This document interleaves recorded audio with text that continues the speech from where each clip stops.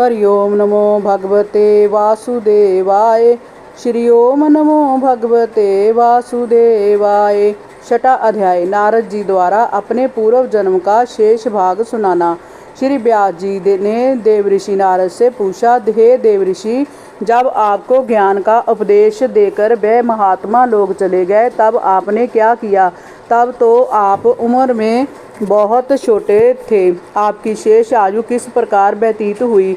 श्री नारद जी ने कहा, हे व्यास जी, उनके जाने के बाद मैं अपनी माँ की सेवा में लग गया, क्योंकि मैं अपनी माँ का इकलौता पुत्र था और उसे भी मेरे अतिरिक्त कोई अन्य सहारा नहीं था। मैं अपनी माँ के स्नेह बंधन में बंधकर उस ब्राह्मण बस्ती में ही रहा। उस समय मेरी आयु 5 वर्ष की थी। मुझे दिशा, देश और काल के संबंध में कुछ भी ज्ञान नहीं था। एक दिन संध्या के समय मेरी माँ गाय का दूध दोहने के लिए घर से निकली तो एक सांप ने उसे डस लिया और काल के क्रूर पंजे से वह नहीं बच सकी। मैं अनाथ हो गया। एक दिन मैं उत्तर दिशा की ओर चल दिया। उस समय मुझे कुछ भी पता नहीं था कि मुझे कहाँ जाना है। उस और मार्ग में मुझे अनेक धन धान्य से संपन्न देश, नगर, गांव और अहीरों की बस्तियां मिली। नदी, पर्वतों के तट पर बरती पड़ाव, वाटिकाएं और उपवन मिले। सुंदर जल से भरे जलाशय और भयानक वन मिले। मैं अकेला था। एक घोर जंगल देखकर मैं रुक गया।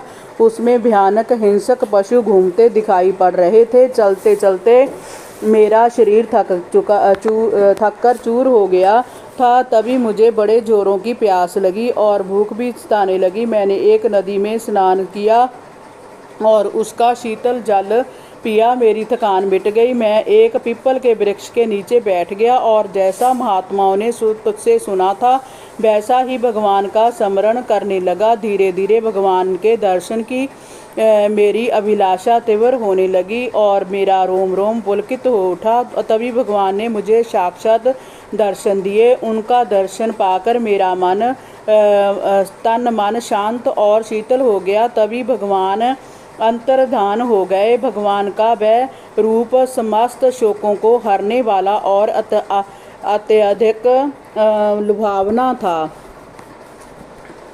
भगवान के अतिरिक्त अंतर्धान होते ही मेरे हृदय की चाहना बहुत अधिक बढ़ गई और मेरा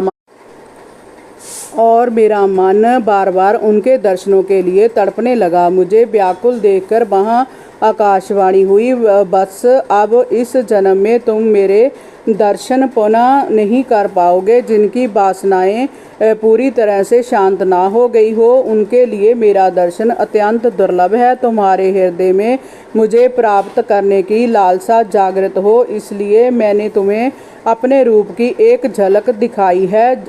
अल्पकालिक संत सेवा से तुम्हारी चित्तवृत्ति मुझ में स्थित हो गई है। मुझे प्राप्त करने का तुम्हारा संकल्प अब कभी नहीं टूटेगा। सृष्टि के परले हो जाने पर भी मेरी स्मृति तुम्हारे हृदय में बनी रहेगी। ऐसा कहकर वह वाणी शांत हो गई। हे व्यास जी, तभी से मैं निरंतर भगवान के रहस्यमय और मंगलमय मधुर नामों और लीलाओं का संकीर्तन करते हुए भटक रहा हूँ। उनकी खोज में मैं ना जाने मैंने कितने जन्म लिए, मुझे इसका स्मरण नहीं है। केवल वह रूप माधुरी हर जन्म में मुझे स्मरण रहती है। मेरा मन और हृदय भगवान की कृपा से शुद्ध हो गया है। समस्त वासनाएं मिट गई हैं। मेरा जीवन श्री कृष्ण के चरणों में अर्पण हो गया है। मेरा पंच भौतिक शरीर कभी नष्ट हो चुका है।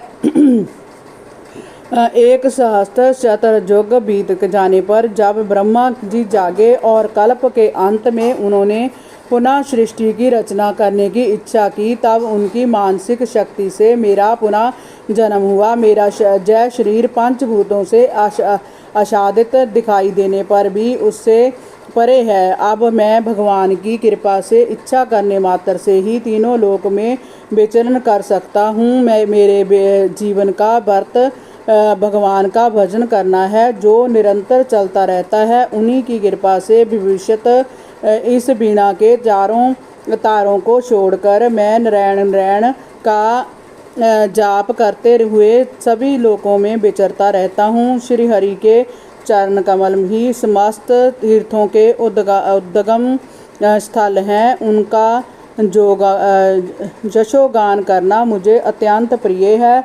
अब वे हर पल हर क्षण मेरे हृदय में वास करते हैं। भगवान की लीलाओं का संकीर्तन संसार सागर से पार उतारने का एकमात्र अद्भुत जलयान है।